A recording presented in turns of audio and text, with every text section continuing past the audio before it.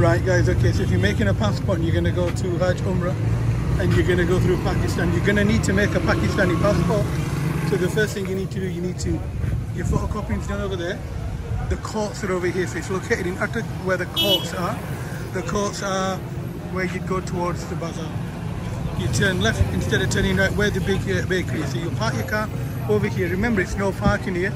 The police are there and you'll end up getting your car towed away. So it's important that you find somewhere safe to park. Certainly not where these two cars are. If you park your car there, guys, you're going to get your car towed, okay? That's the famous bakery. I forgot the name of it. I'll tell you in a few moments.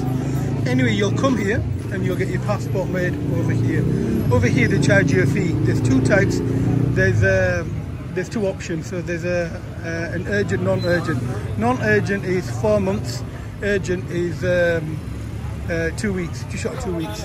Now in terms of cost, it's $3,500 for the non-urgent, and the other one costs, it's just cost me now $15,200. That's $7.5 grand, 7,000. So it's double the cost, where you get your passport back, where you get your passport made in a week.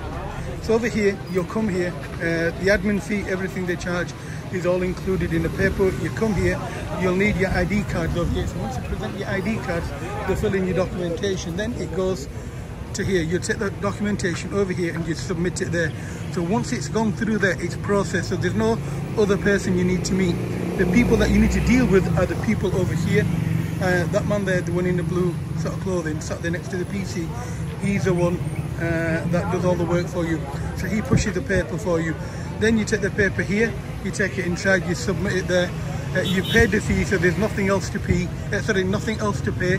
Once that's done, you then got to pick up the documentation when it's ready for collection, which they'll let you know.